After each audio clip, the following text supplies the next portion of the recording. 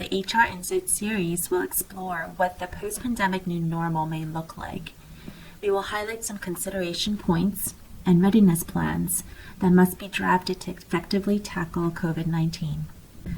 First, let's take a look at the legal considerations. The US EEOC, which is Equal Employment Opportunity Commission, consistently shares critical updates and guidelines that will help govern how HR processes should be updated during this time. During a pandemic, ADA-covered employers may ask employees if they are experiencing symptoms of the pandemic virus. An employer may screen job applicants for symptoms of COVID-19 after making a conditional job offer, as long as the same is done consistently for all employees in the same job type. This is to enable consistency and to drive fair hiring practices without any bias.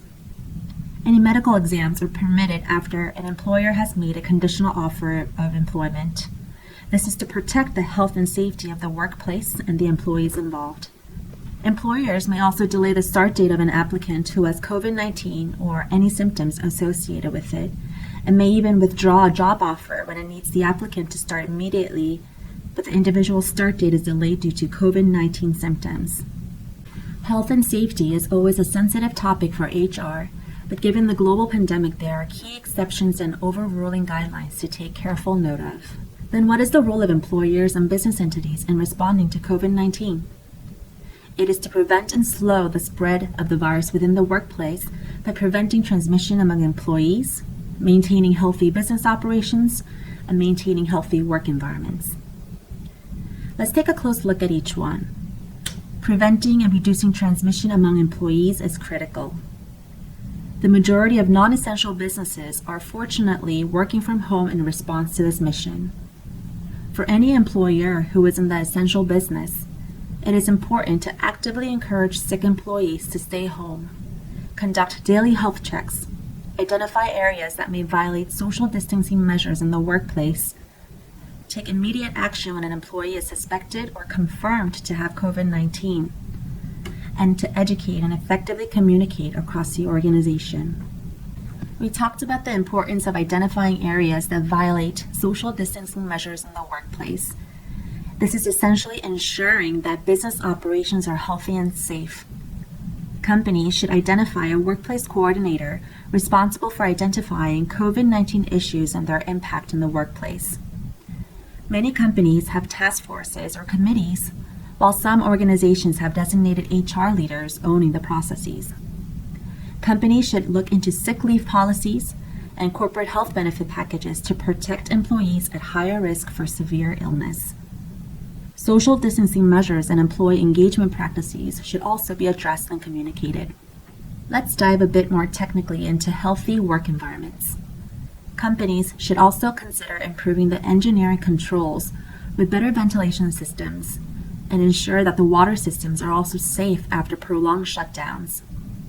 Companies should also provide hand sanitizers, masks, and protective equipment as much as possible, and perform routine cleaning daily.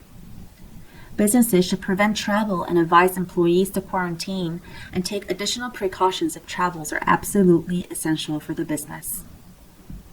The United States is so large that each state looks very different in where they are with COVID-19.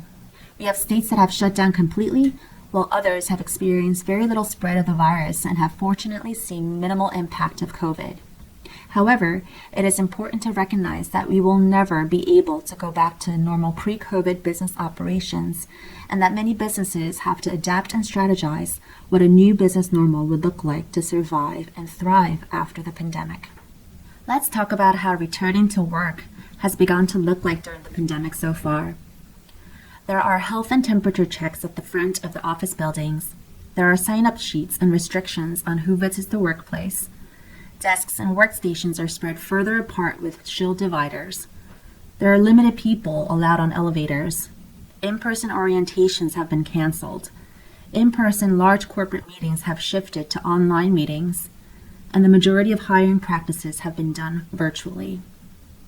Of course, many companies have adapted and transformed quickly to normalize these new business practices, while others who are either essential businesses or behind the technology severe the negative impacts of such changes.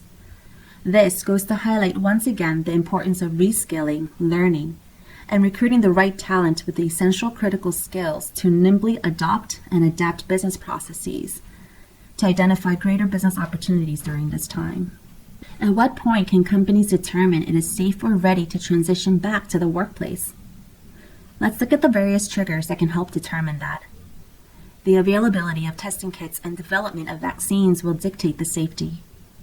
Returning to work will happen in gradual waves, with work shifts and combinations of in-office and work-from-home schedules. Consumer demand, employer desperation, and employee engagement will also heavily impact the timing of the readiness. Above all, companies must first have a plan to keep employees healthy and productive once they are able to reopen the office, and must have business continuity plans in place. Cushman & Wakefield's Safe 6 Workplace Readiness Essentials give a great overview of the critical actions that must be taken in advance. Companies must prepare the buildings first. These include pre-return inspections, cleaning plans, water, HVAC, and mechanical checks after a long period of operational shutdown from the lockdowns. Companies must also prepare the workforce through effective employee communications and policies on work-from-home and in-office schedule managements. Companies should also institute control access, which are protocols for safety and health checks, building reception, shipping and receiving, elevator capacity, and visitor policies. This helps with contact tracing. Companies must create social distancing plans by decreasing density in the workplace setups, re-coordinate schedules, and assess office traffic patterns. Companies should also be able to consistently reduce touch points and increase cleaning daily on doors, desks, common areas, and dining areas. Lastly, companies must be able to communicate for confidence by recognizing the fear in returning, communicating transparently, and being able to listen and survey regularly. Again, there have been prior pandemics, national emergencies, natural disasters that have impeded business growth, but COVID-19 has completely transformed the way we must do businesses going forward. We must understand that employers and employees have a shared vision of valuing safety and health while taking on shared responsibility to learn, grow, and survive to come out of this pandemic stronger and more united.